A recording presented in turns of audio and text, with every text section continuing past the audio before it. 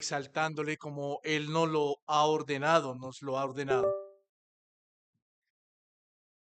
Vamos a poner este tiempo en manos del Señor y vamos a rogar al Señor que hable a nuestros corazones, a nuestras vidas y que sea Él obrando en cada uno de nosotros, que sea su Espíritu trayendo luz.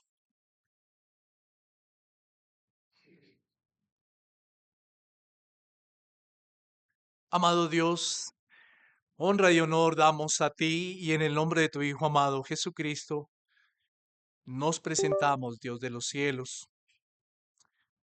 rogando que seas tú hablando a nuestros corazones en esta mañana, que sea tu Espíritu trayendo luz a través de lo revelado en la Escritura,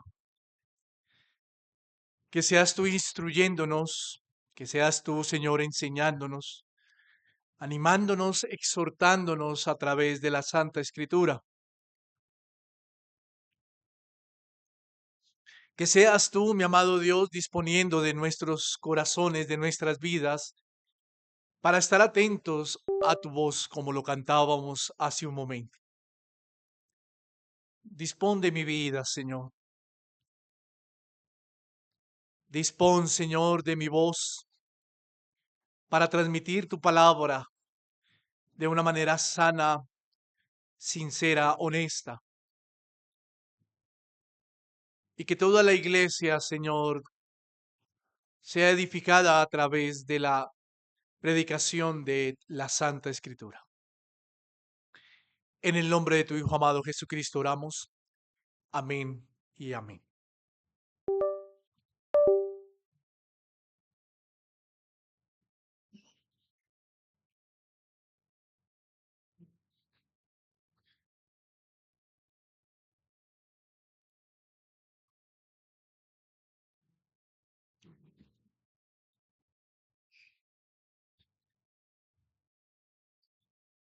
Una vez más damos gracias a Dios y también, bueno, la bienvenida a cada uno de ustedes en esta mañana. Sea el Señor bendiciendo este tiempo. Y es recordar que venimos haciendo exposición de la primera carta de Juan y alternamente de el Evangelio de Mateo en la parte del Sermón del Monte, que estaremos viéndolo del capítulo 5 al capítulo 7. Hoy estamos o seguimos con la serie del Sermón del Monte y vamos a estar exponiendo los versículos acabados de leer del 33 al 35. Usted puede ver en su Biblia, hay un título en esa parte de la Biblia que dice Jesús y los juramentos, ¿cierto?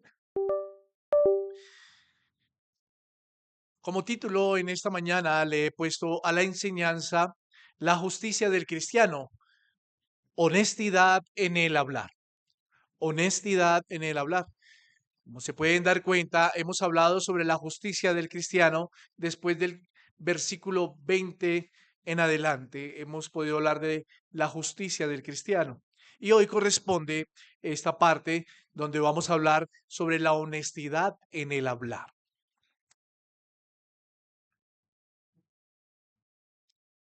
Ahora, quiero comenzar diciendo lo siguiente, y es interesante que cuando llegamos a esta siguiente antítesis, recordemos para los que no han estado y de pronto hoy nos escuchan por primera vez en esta serie, la antítesis es una contraposición que está haciendo el Señor Jesús sobre ciertos temas allí en el Sermón del Monte.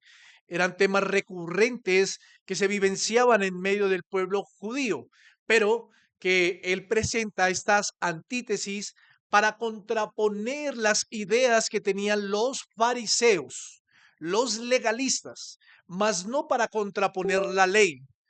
Creo que cada vez que estamos mirando esta parte o esta serie, siempre hago esta aclaración y es bueno para que recordemos y entremos en contexto lo que estaba pasando allí. Entonces el Señor Jesús presenta estas contraposiciones no contra la ley de Moisés, ¿cierto? Sino contra la interpretación errónea de la ley de Moisés.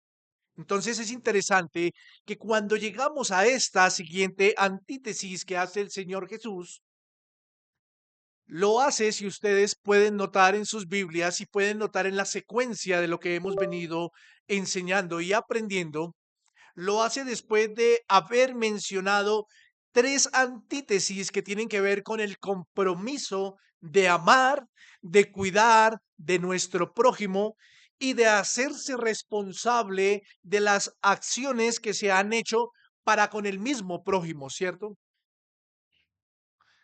Si lo notamos bien, esta antítesis llega después de que el Señor Jesús recuerda la responsabilidad de ponerse a cuentas con aquel hermano o adversario con quien se ha tenido alguna situación, que fue la primera antítesis que vimos, ¿cierto?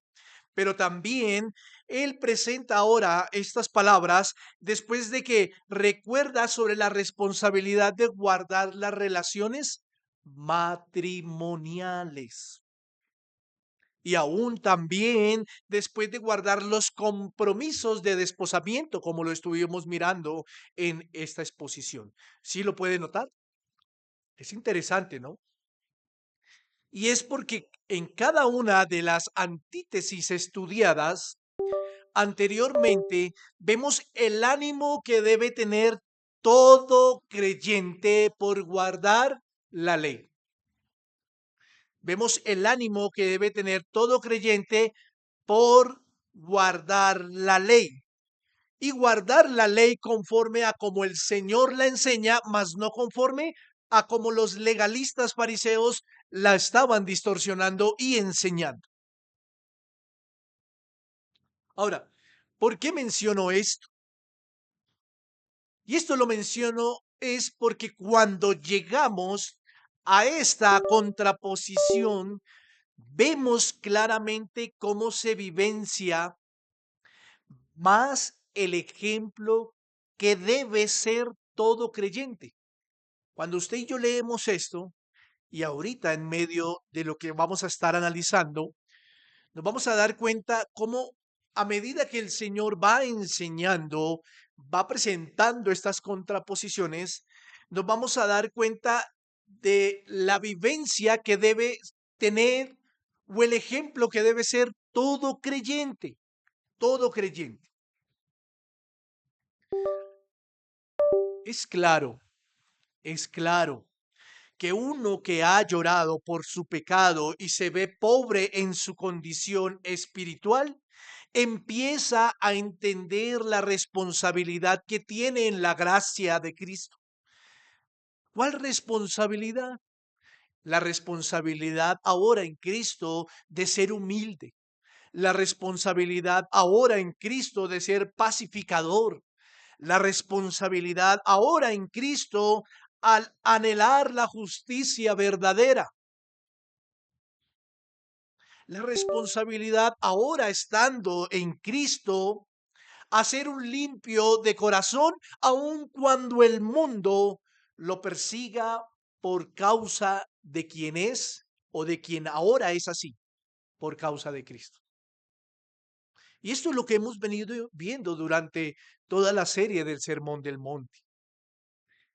Es por eso, como lo reiteraba hace 8 días, y vuelvo y lo reitero hoy, es por eso que la justicia cristiana debe ser diferente a la justicia a la justicia que practicaban los hombres legalistas y religiosos, a la justicia que aún practican muchos hoy en día hombres legalistas y religiosos.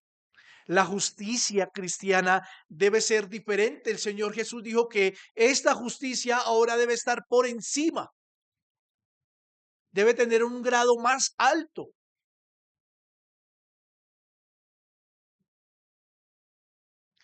Entonces, si encerraremos o si encerramos todo esto mencionado que acabo de decir y que hemos estudiado durante el Sermón del Monte, estaríamos hablando de la vida del creyente que se resume en una sola palabra. Si la encerráramos en una sola palabra, estaríamos hablando del testimonio. Del testimonio. Ahora, y es que quisiera que meditáramos en algo, y lo invito, mi amada iglesia, a que meditemos en algo. ¿Cómo es notorio mi testimonio como creyente para con los demás? ¿Cómo es notorio mi testimonio como creyente para con los de afuera? ¿Cómo es notorio mi testimonio como creyente para con los que están alrededor? Meditemos en esto. Meditemos cómo notan ellos que soy un verdadero creyente. ¿Cómo cree usted que notan los que están afuera, alrededor, al lado suyo? ¿Cómo usted cree que notan que usted es un verdadero creyente? ¿De qué manera lo perciben? ¿Usted no se ha puesto a pensar eso? Meditemos en eso. ¿De qué manera percibe el que está alrededor suyo que usted es un creyente? ¿De qué manera lo percibe? Entonces, vendría una respuesta que siempre tenemos bajo la manga para salir al paso, ¿cierto? Y la respuesta es con mi manera o con mi forma de vivir, ¿cierto? ¿Sabes? Pero meditemos, después de esa respuesta, meditemos en algo, y es cómo se evidencia esto, cómo se evidencia mi manera o mi forma de vivir, cómo se evidencia esto, cómo nos miden los de afuera, con mi manera o mi forma de vivir. ¿Cómo? Bueno, con mi manera o mi forma de vivir, pues se evidencia con mis prácticas, ¿cierto? Y con mi manera de cumplir lo que digo o lo que hablo. Con mis prácticas o con mi manera de cumplir, o más bien, y con mi manera de cumplir lo que digo y lo que hablo. De esa manera afuera nos miran. Hace unos meses atrás o por ahí un año atrás, en una enseñanza colocaba un ejemplo y voy a hablar de culturas, con todo el respeto y espero me lo entiendan. ¿Cómo identificamos a una persona que escucha un tipo de música, voy a poner el nombre, metalera o pesada? ¿Cómo lo identificamos? Siempre lo identificamos es porque va vestido oscuramente, ¿cierto? De negro, algunas de sus camisetas un poco, ¿sí? Y algunos tendrán el cabello largo, otros no, ¿cierto? Pero ahí ya empezamos a identificar, ya uno dice, "Ok". Entonces, ¿cómo identificamos a uno que de pronto escucha otra cultura? Pongamos, ayúdeme, rap. Entonces, ¿cómo lo identifica usted de pronto, qué sé yo, una gorra volteada, la ropa ancha, ¿cierto? ¿Cómo identifica usted a un mormón? ¿Se han visto a los mormones? Y corta, y el hombre acá, y una corbata negra. Interesante. ¿Y cómo se identifica a un cristiano? Solo mediten eso. ¿Cómo identifica usted a un cristiano? Entonces, el cristiano lo identificamos porque todos los días va con la Biblia debajo del hombro. ¿Usted qué cree? Entonces, uno lo ve, uno dice, ah, esta persona es un evangélico, es un cristiano, ¿cierto? Pero note algo de lo que estoy hablando. Note que si esa persona que va así, y en una circunstancia casual o normal de la sociedad, puede presentar su carácter y encontramos que es totalmente contrario a lo que está aquí. Dígame si es una mera identificación que un cristiano cargue su Biblia debajo. Es interesante. Es solo un ejemplo. Es solo un ejemplo. Y ahora, ¿por qué digo esto?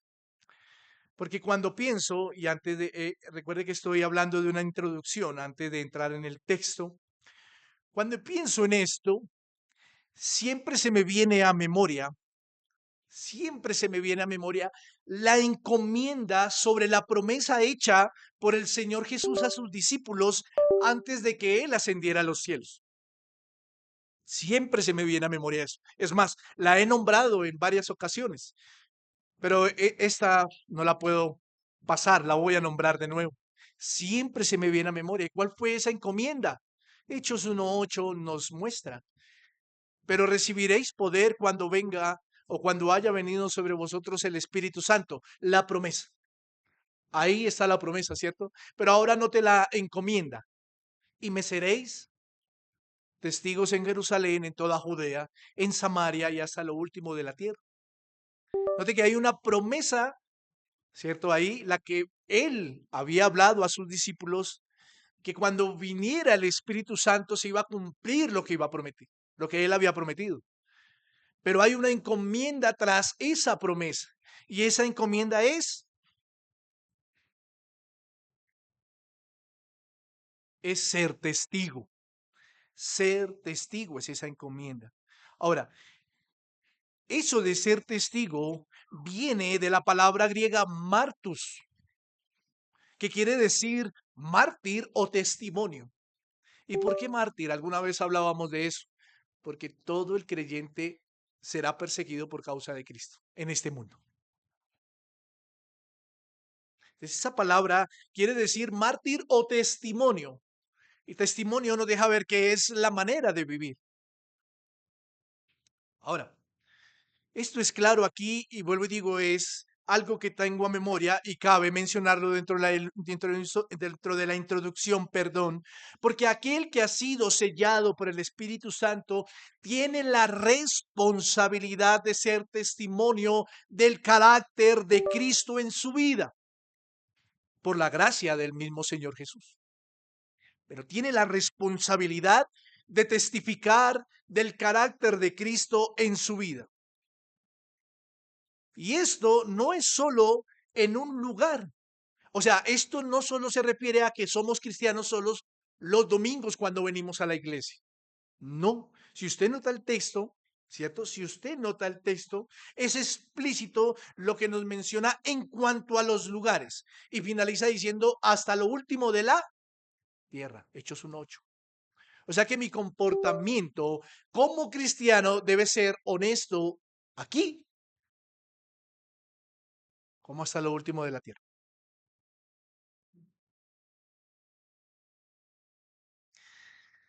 Y este testimonio,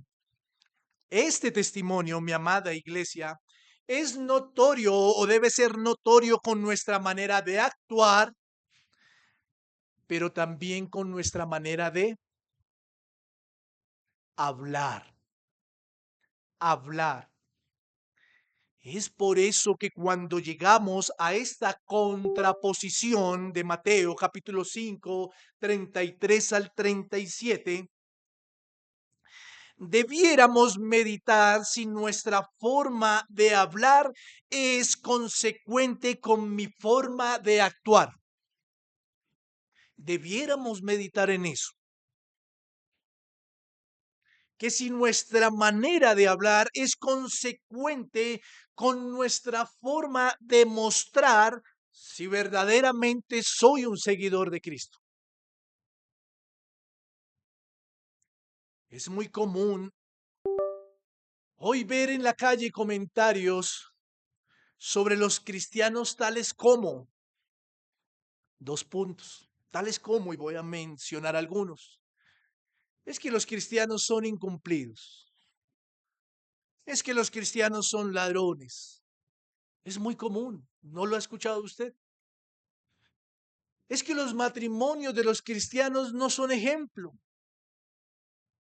Es que los cristianos son airados, no se les puede decir nada. Es que los cristianos son ventajosos. Es muy común escuchar esto en las calles. Es que los cristianos dicen o escuchan y dicen hablar, pero son groseros, son orgullosos y son jactanciosos. Se creen perfectos. Eso dicen afuera muchos. Qué lástima, mi querida iglesia. Y quizás hay otros comentarios que dejan ver el testimonio de muchos que dicen ser cristianos, pero con sus palabras y hechos no lo demuestran. Ahora, Frente a esto quiero hacer una salvedad. Y es que por el hecho de decir que somos cristianos, no somos perfectos, pero tampoco debemos reposar en la gracia. O sea, en el sentido de abusar de ella. Jamás, jamás. Claro que un cristiano peca. Claro que un cristiano lucha con su pecado todos los días. Pero debiéramos meditar en la responsabilidad que tenemos en nuestra perseverancia en ese camino de santificación. Debiéramos meditar a diario en eso para no caer en prácticas que entorpezcan nuestro testimonio y además que pongan en duda el nombre de nuestro Señor Jesucristo. Debiésemos meditar en eso. Y hago esta introducción porque cuando el Señor Jesús entra a tratar el tema de los juramentos, quiere dejar algo en claro frente a la distorsión que le estaban dando los fariseos y legalistas. Él quiere dejar algo en claro. ¿Por qué? Porque los fariseos y legalistas argumentaban que lo que la ley prohibía era tomar el nombre de Dios a la ligera. Eso era lo que manifestaban los fariseos. Entonces uno se pone a pensar, ¿y está mal? No, lógico que no está mal, porque la ley también prohíbe eso. Pero aquí había algo interesante. Ellos, ¿cierto? Enseñaban que la ley prohibía que tomar el nombre de Dios a la ligera era una profanación. Y esto es más que claro. Pero enseñaban que la ley no prohibía sobre la responsabilidad de hacer una promesa y cumplirla. Ya vamos a mirar durante la enseñanza esto. Ellos enseñaban que el hacer un juramento, ¿cierto? En nombre de Dios debía cumplirse. Ellos enseñaban esto. Y que si no se cumplía, o sea, la ley prohibía que si no se cumplía, esto era una profanación ante el nombre de Dios. Y eso es claro, ¿cierto? Pero la distorsión era que además de eso, enseñaban que si alguien del pueblo de Dios hacía una promesa sin colocar el nombre de Dios en cuestión y este individuo no la cumplía, no pasaba nada. No pasaba nada. Es por eso que Cristo hace esa contraposición para dejar en claro lo que la ley ordenaba en cuanto a los juramentos. Para esto quiero primero que aclaremos lo siguiente. Si usted mira el texto, quiero invitar que miremos el versículo 33, ¿cierto? De Mateo 5. Si usted mira el texto, encontramos que el Señor Jesús hace mención palabras, de dos palabras para referirse al tema que él va a abordar, ¿cierto? Y estas palabras son perjurio y juramento. ¿Sí lo nota? Además, habéis oído que fue dicho a los antiguos, no perjurarás, sino cumplirás al Señor tus juramentos. Entonces, identifiquemos esto. ¿Por qué? Porque son dos palabras diferentes. Aunque pareciera que fueran iguales, son diferentes. Perjurio es un juramento falso. Perjurio es un juramento falso. Y juramento, o la palabra juramento, quiere decir invocar el nombre de Dios para que Él sea testigo sobre una promesa o voto que se está haciendo. Eso quiere decir juramento. Ahora, quiero compartirle una definición que me gusta. Y está en el Catecismo de Heidelberg. No voy a entrar a explicarle, después, si alguien se me acerca, le explicaré. Está en el Catecismo de Heidelberg. ¿Qué dice el Catecismo? Dice, un juramento es llamar a Dios como el único testigo que conoce el corazón y que da testimonio de la verdad. Y me castigará si juro falsamente.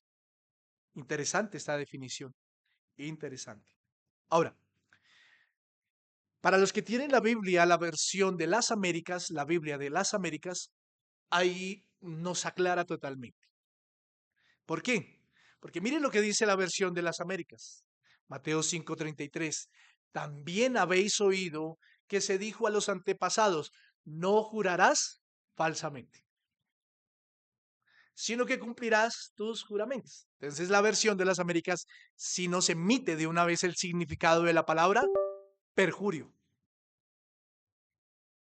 Teniendo claro esto y haciendo esta introducción, quisiera que viéramos el texto rápidamente en tres partes.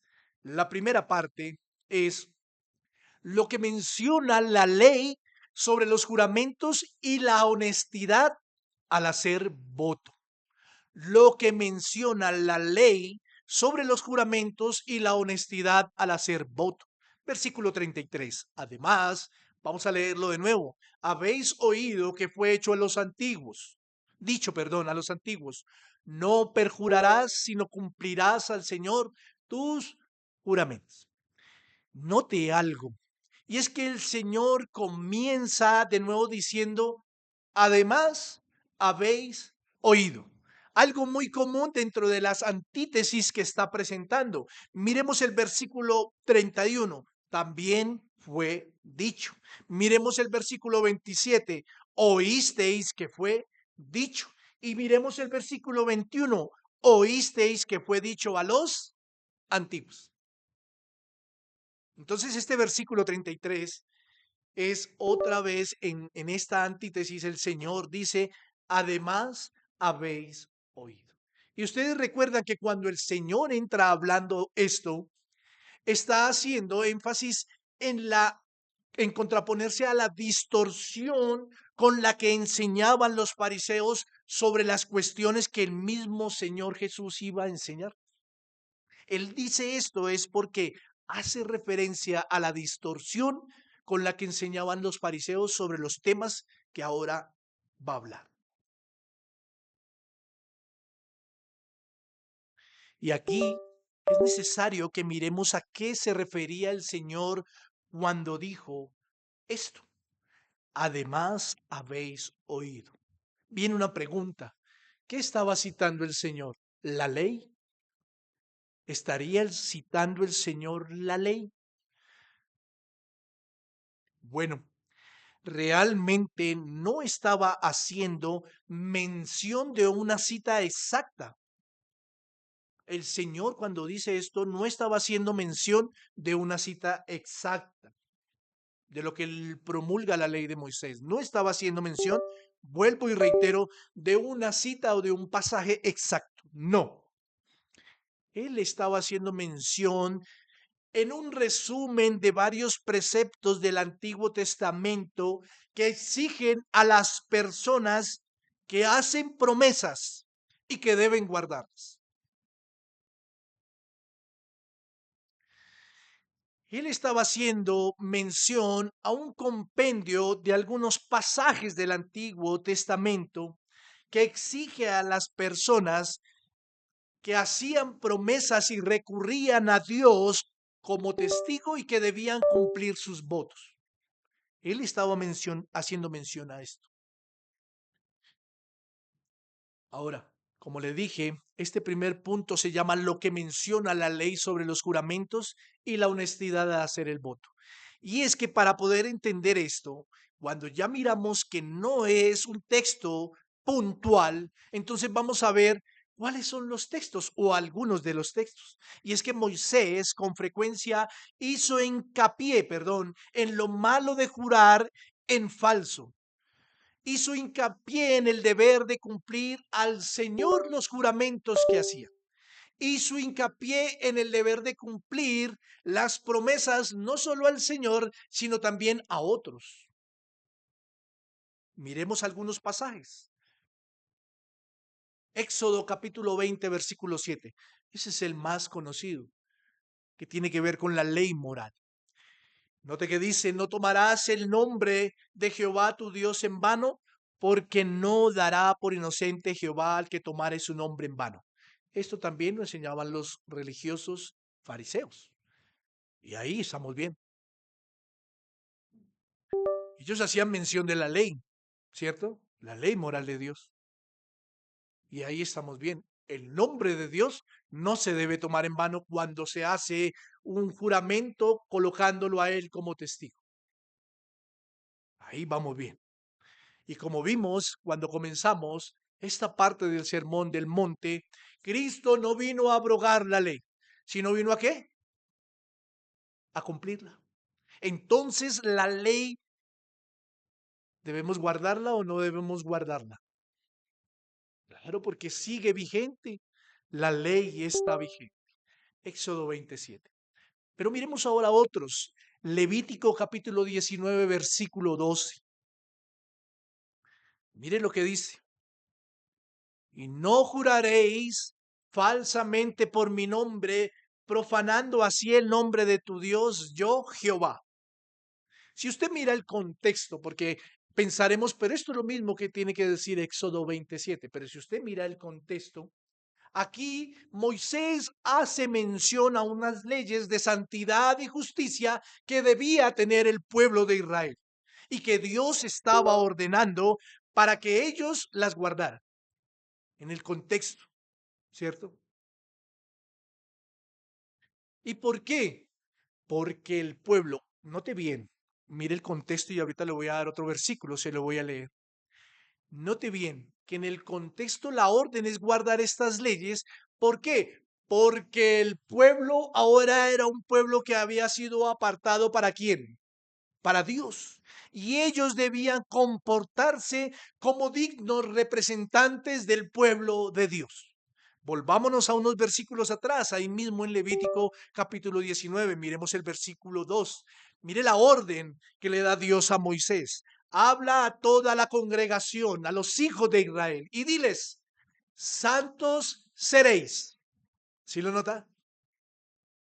Santos seréis, porque santo soy yo, Jehová vuestro Dios. Aquí viene algo interesante.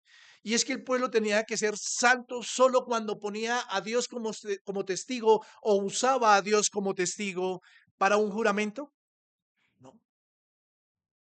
El pueblo tenía que procurar guardar estas leyes de santidad y justicia en toda su manera de vivir. Miremos otro pasaje. Números capítulo 30, versículo 2. Cuando alguno hiciere voto a Jehová o hiciere juramento ligando su alma con obligación, no quebrantará su palabra, hará conforme a todo lo que salió de su boca. Y volvemos a lo que decía hace un momento. Bueno, pero esto es muy similar a lo que estamos viendo allí en Éxodo, en la ley moral. Sí, pero miremos el contexto. Recuerde que el contexto de Éxodo 20 es la ley, los 10 mandamientos, el decálogo. Pero aquí miremos el contexto. Y el contexto aquí tiene que ver con lo que Dios le había dado a Moisés con referencia a leyes concernientes a los votos o promesas en cuanto al matrimonio o en cuanto a la relación de padre e hija o hijos. Entonces, estos votos, juramentos, compromisos debían cumplirse, colocando a Dios como testigo, pero se estaban haciendo contra o se estaban haciendo para con una persona. Debían cumplirse. Miremos otro pasaje. Deuteronomio capítulo 23, versículo 21 al 23. Cuando haces voto a Jehová tu Dios, no tardes en pagarlo, porque ciertamente lo demandará Jehová tu Dios de ti, y sería pecado en ti. Mas cuando te abstengas de prometer, no habrá en ti pecado. Pero note lo que dice el versículo 23. Pero lo que hubiere salido de tus labios lo guardarás y lo cumplirás conforme lo prometiste a Jehová tu Dios. pagando la ofrenda voluntaria que prometiste con tu boca. Interesante. Aquí ya vemos un panorama un poco más amplio. ¿Por qué? Porque este pasaje en el contexto tiene que ver con leyes humanitarias que fueron dadas a los señores. Y cuando yo hablo a los señores no estoy hablando en el término masculino, sino estoy hablando, aunque era en término masculino, estoy hablando a los que tenían siervos o esclavos a cargo suyo, ¿cierto? Y estas leyes humanitarias fueron dadas a ellos. ¿Para qué? Para que cuando ellos hicieren promesas o votos de cuidado, y cuando hablamos de cuidado es de sostenimiento, cuando ellos hicieren votos, juramentos o promesas de ofrendas, y cuando hablamos de ofrendas es de pago o remuneración contra o para con sus siervos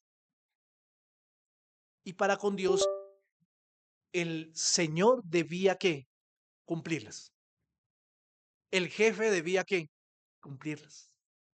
Si note que aquí se nos abre un poco más el panorama. Entonces, es claro que cuando miramos estos pasajes de la ley que menciona los juramentos, los votos o las promesas, encontramos algo, y es que encontramos que aún haciendo una lectura superficial, aún leyendo esto superficialmente, podemos ver claramente la intención de Dios. Y es que lo que Dios prohíbe es el falso juramento o el perjurio. Eso lo prohíbe Dios. Así como también prohíbe hacer uso indebido del nombre de Dios. Eso lo prohíbe Dios, ¿cierto? Pero si usted nota algo más en cuanto a lo que la ley dice sobre los votos, juramentos o promesas,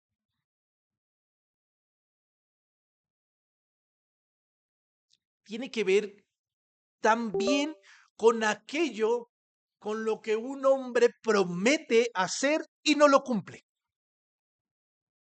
Tiene que ver con aquello con lo que una persona cuando abre sus labios y promete o dice algo para cumplirle a otro y no lo está haciendo, eso también es perjurio. Eso también es perjurio. ¿Por qué? Porque recordemos lo que leímos ahí en la escritura, porque este pueblo fue llamado a ser ¿qué? Santo, porque Dios era santo. Y si yo lo anclo o si yo lo relaciono con lo que lo leímos o con lo que leímos al principio sobre Hechos 1:8 de ser testigo, nosotros también fuimos llamados, como ese pueblo que somos un solo pueblo, también fuimos llamados a ser ¿qué? Santos, santos.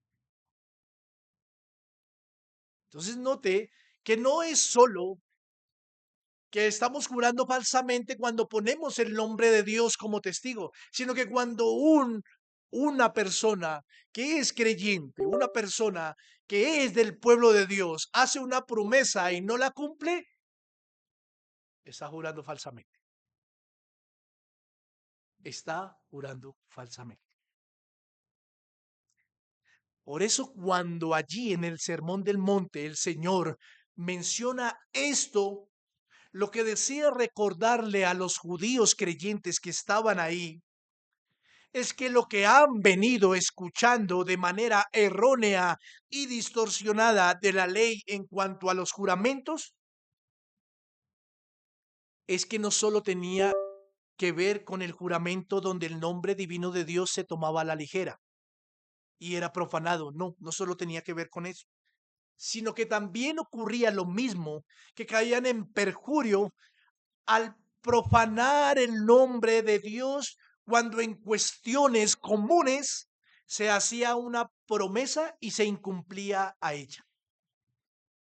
No solo faltando a Dios por colocarlo como testigo, ya que ellos eran parte de su pueblo y debían ser santos, porque ellos habían sido llamados por un Dios santo, sino que al faltar al voto Su palabra misma salida de su boca era deshonesta y era no creíble.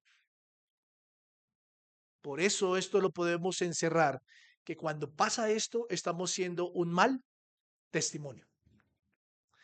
Eso era, esa era la antítesis, esa era la contraposición que el Señor estaba haciendo. Esa era la contraposición.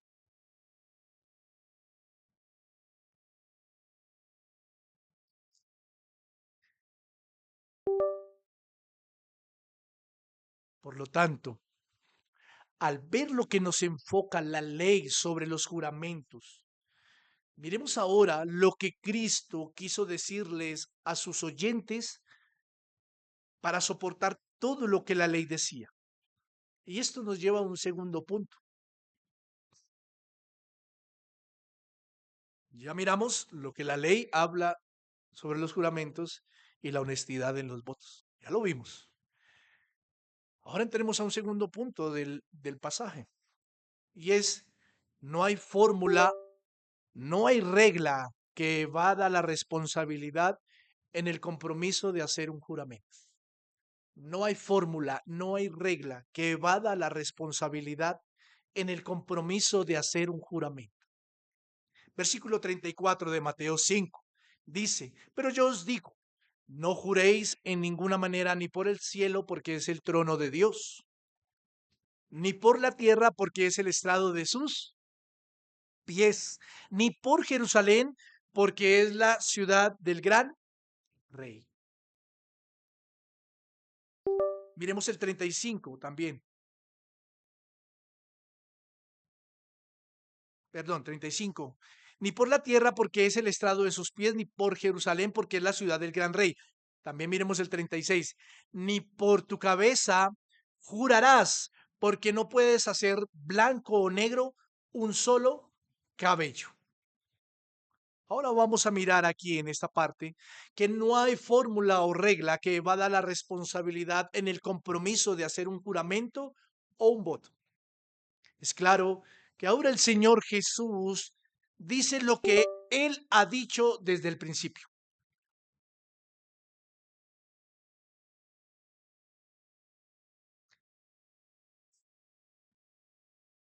Y aquí Él usa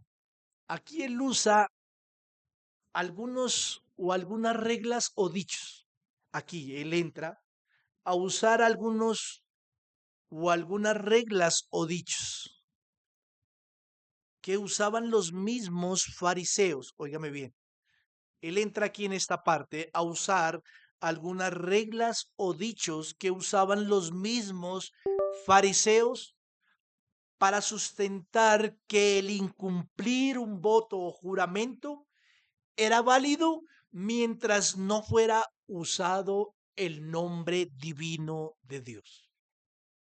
Él usa las reglas o juramentos que los mismos fariseos usaban, con las cuales sustentaban que un juramento, que el incumplir un juramento o un voto era válido mientras no fuera usado el nombre divino de Dios, ¿cierto? Al parecer, este tipo de razonamientos eran lo que expresaban los religiosos y los legalistas. Y con estos sustentaban, perdón, que se podían hacer juramentos mientras no se viera involucrado el nombre de Dios. Pero el Señor, pero el Señor se contrapone ante esto. ¿Por qué? Porque literalmente ellos, ¿quiénes eran ellos? Los fariseos estaban avalando la mentira y la falta de honestidad. Esto era lo que los fariseos estaban avalando, la mentira y la falta de honestidad, la sinceridad en las promesas que se debían hacer y que también se debían cumplir.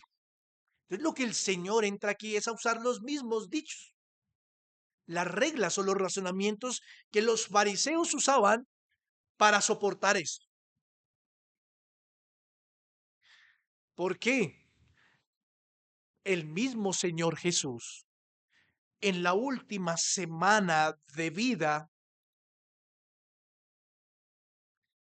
o en la última semana que estuvo allí en Jerusalén, el mismo Señor Jesús condena el legalismo y la falsa religión, dejando ver que esto que estaba diciendo en el Sermón del Monte era una práctica de falsos razonamientos y reglas que se usaban como fórmulas para evadir la responsabilidad de la honestidad en un juramento o en una promesa.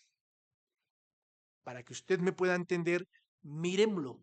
Mateo capítulo 23, versículo 16 al 22. Mire lo que nos registra el mismo evangelista y mire lo que dijo el mismo Señor Jesús y que tiene que ver con lo que estaba diciendo allí en el Sermón del Monte días antes. Ay de vosotros, guías de ciegos, ¿qué decís? Estaba repitiendo lo que ellos decían, ¿sí lo nota? ¿Qué decís? Si alguno jura por el templo, no es nada. Pero si alguno jura por el oro del templo, es deudor. ¿Sí lo nota? Insensatos y ciegos. ¿Por qué? ¿Cuál es mayor, el oro o el templo que santifica al oro? También decís, versículo 18 de Mateo 23. Si alguno jura por el altar, no es nada. Pero si alguno jura por la ofrenda que está sobre él, es deudor. Necios y ciegos. ¿Por qué? ¿Cuál es mayor, la ofrenda o el altar que santifica la ofrenda? Preguntaba. Pues el que jura por el altar, jura por él y por todo lo que está sobre él. Y el que jura por el templo, jura por él y por el que lo habita.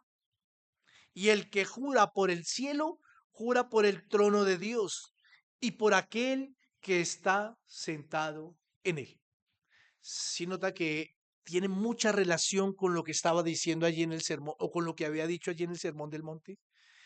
Pero note lo que dice, hay de vosotros guías ciegos que decís.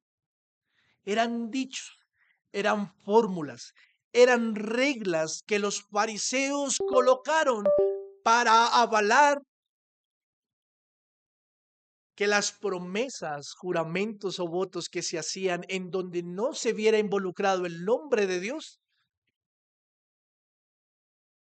pues no era pecado, o sea, no era condenado. Ellos colocaron esas reglas. Y es que básicamente esta confrontación que hizo el Señor Jesús a los fariseos en su última semana de vida fue la confirmación de lo que ellos enseñaban sobre los juramentos. Y también confirmaba lo que el mismo Señor había dicho en el Sermón del Monte. Ahora, cabe aclarar que lo que está haciendo el Señor Jesús cuando dice, pero yo os digo, no juréis en ninguna manera, cabe aclarar lo siguiente, es que el Señor no está prohibiendo que el creyente no pueda jurar. El Señor no está prohibiendo eso. O que no deba jurar. El Señor no lo está haciendo. Puesto que es claro que en algunas circunstancias de la sociedad se hacen compromisos, juramentos, donde el ser humano se compromete a algo.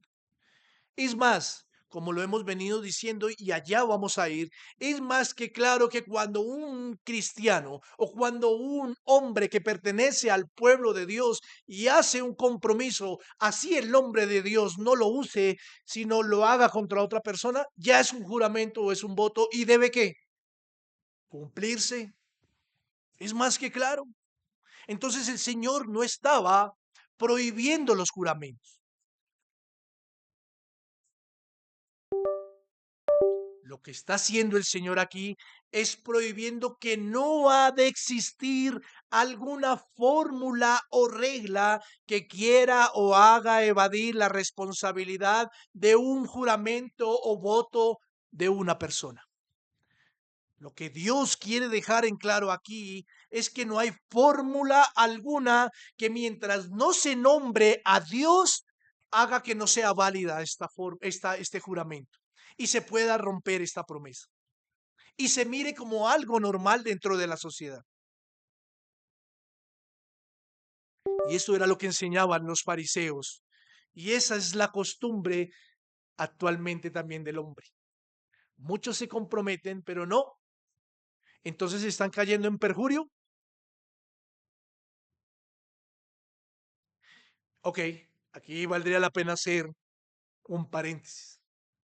Muchos se comprometen y quizá muchos de ellos no conocen al Señor, pero también hay que ser honestos. Muchos a veces nos comprometemos, conocemos al Señor y no cumplimos. ¿Y estamos cayendo en qué? En perjurio, en jurar falsamente. Entonces no hay regla o fórmula. No hay regla o fórmula. Para nada.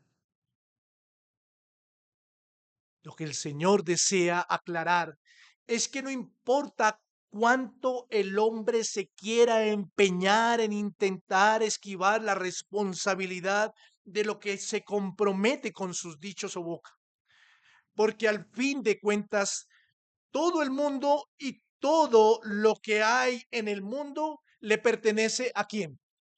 A Dios. Y es interesante aquí esto, ¿sabe por qué? Porque cuando él dice, y no juréis por el cielo, porque es el trono de Dios.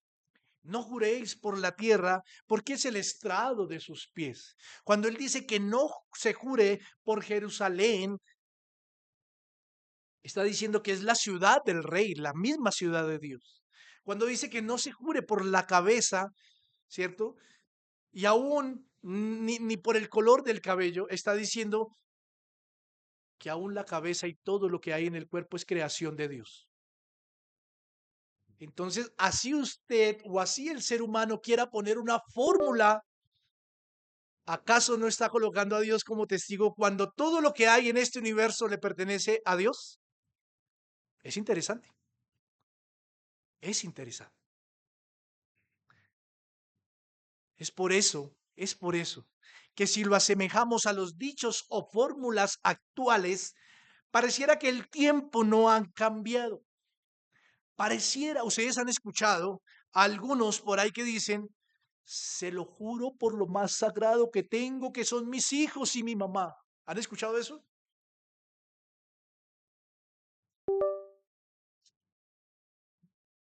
Se lo juro por lo más sagrado que no le voy a quedar mal. ¿Ustedes han escuchado eso?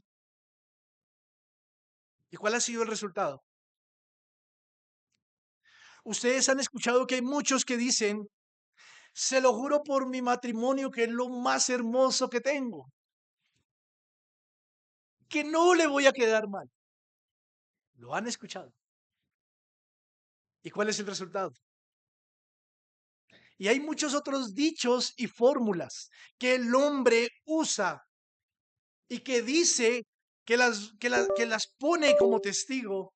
Y ya aclaramos que aún colocando como testigo a cosas que donde no se nombre a Dios, estamos profanando el nombre de Dios. ¿Por qué?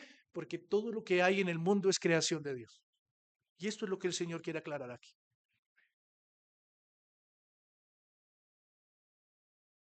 Por lo tanto, esto nos lleva a concluir que el juramento no era excluido bajo ninguna fórmula o regla, porque cualquiera que hace un voto tiene que guardarlo y tiene que cumplir. Un voto es obligatorio independientemente si usted o alguien quisiera ponerle alguna regla, porque mientras sea creación de Dios, las promesas que salgan de la boca son escuchadas por Él y Él se vuelve el primer testigo de estas promesas. Entonces, la implicación real de la ley aquí es que no hay evasión de ella, sino que tenemos que guardar nuestras promesas y ser gente de palabra. Esto nos lleva a un último y tercer punto, y es el cumplir nuestros juramentos es muestra de la honestidad al hablar. Versículo 37. El cumplir nuestros juramentos es muestra de la honestidad al hablar.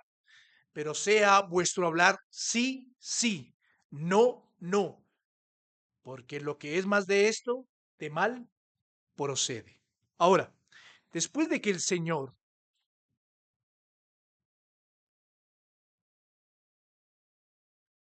manifestó que no hay ninguna regla o fórmula para evadir la responsabilidad del juramento, encontramos que Cristo quiere llevar esto al testimonio de una persona, de un creyente, en la más mínima manera de abrir su boca para comprometerse y hacer compromisos o votos. Y él quiere sellar o cerrar esta antítesis con esto. Pero sea vuestro hablar, sí, sí, no, no. ¿Y qué es lo que debe hablar un creyente? Bueno, todo lo que sea para edificación de las vidas, todo lo que sea para edificación de la sociedad, todo lo que sea para edificación de la familia y todo lo que sea para edificación de la iglesia.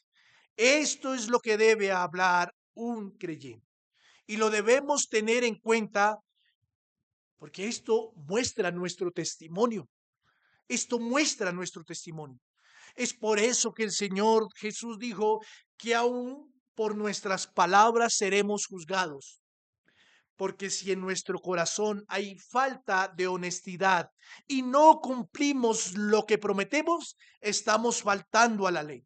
Estamos faltando a la orden de Dios. Estamos siendo necios y procedemos a demostrar que ha procedido de la fuente maligna que es el diablo,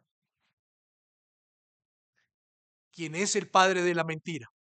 Mateo 12, versículo 34 al 37, el Señor Jesús dice: generación de víboras, ¿cómo podéis hablar lo bueno siendo malos? Porque de la abundancia del corazón habla la boca. El hombre bueno del buen tesoro del corazón saca cosas buenas, y el hombre malo del mal tesoro saca cosas malas. Mas yo os digo que de toda palabra ociosa, noten esto, mas yo digo que de toda palabra ociosa que hablen los hombres, aquí valdría la pena incluir algo que voy a decir. Y es que de todo aquello que nos comprometamos y no cumplamos, de eso daremos cuenta en el día del juicio.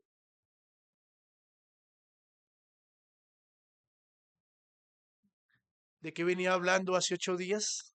La anterior antítesis, de cuidar, proteger qué? El matrimonio.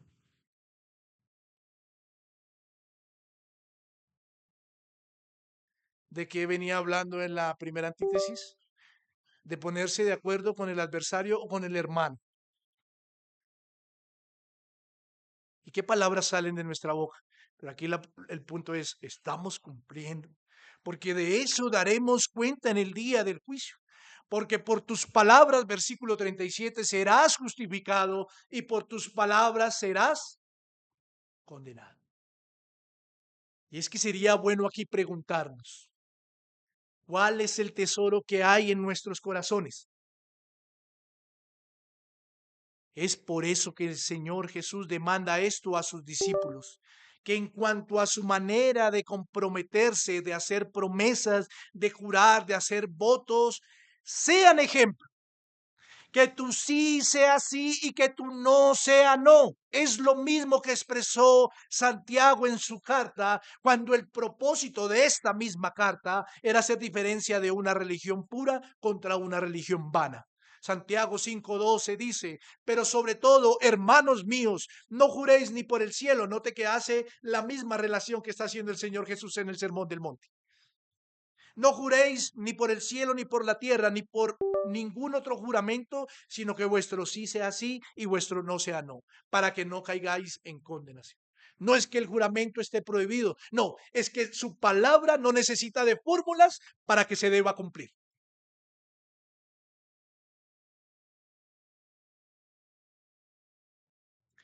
Por eso también cuando miramos este texto, podemos corroborar de lo que Dios en su palabra ordena. Es que los hombres honestos no necesitan usar alguna fórmula para recurrir a juramentos. sino que en la aplicación práctica de sus vidas debe recordar que esta enseñanza de Jesús, uno, es eterna y dos, por consiguiente, todo lo que él, todo lo que un representante de Dios, uno que hace parte de una nación santa, tiene que cumplir. Y nos lleva a que testifiquemos y nos lleva a llevar el nombre de Cristo en alto. Y no necesitamos andar con la Biblia debajo en la sociedad. No necesitamos vestirnos de negro o de corbata todos los días. No, nuestra manera de hablar, nuestra manera de vivir, darán cuenta si somos o no cristianos. Jefe, le llego a las 5, llegue a las 4:30. Jefe, le llego a las 5, no llegó. Jefe,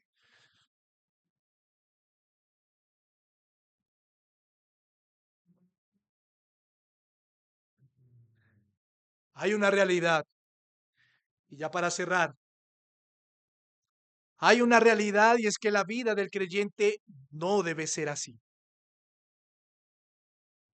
La vida del ser humano no debiera ser así.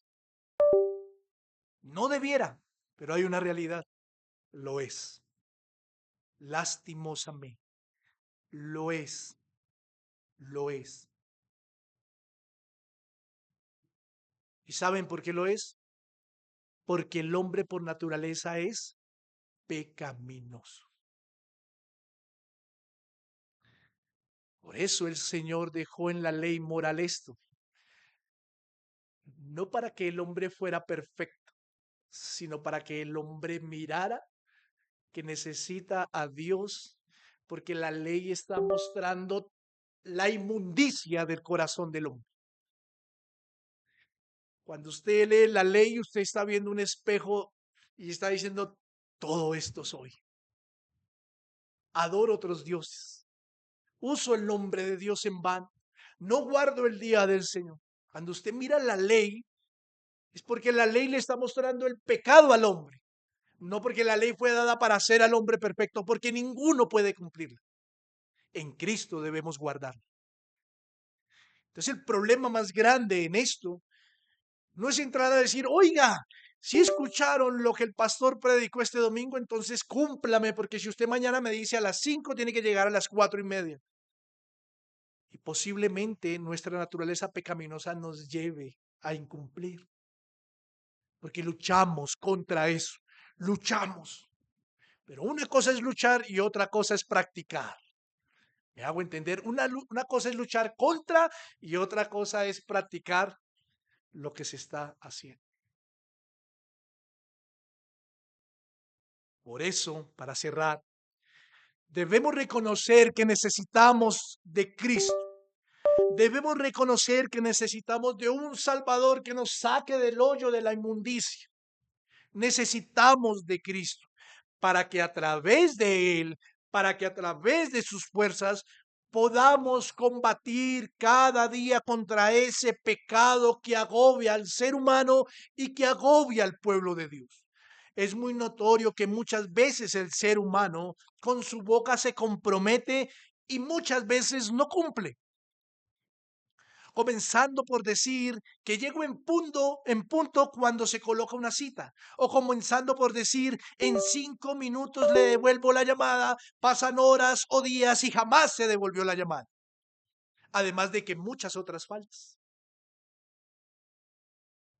Cuando abrimos nuestra boca, nos comprometemos y no lo hacemos. Por eso necesitamos ¿de quién? De Cristo. De Cristo. Como Salvador, como Redentor, necesitamos de Cristo para que Él nos libre de este cuerpo de muerte, dice la Escritura y lo dijo el apóstol Pablo. Quisiera dejar una frase para cerrar y poder orar, y es, los cristianos debieran decir lo que quieren decir y querer hacer lo que dicen y se comprometen. Que el Señor nos ayude. Oremos.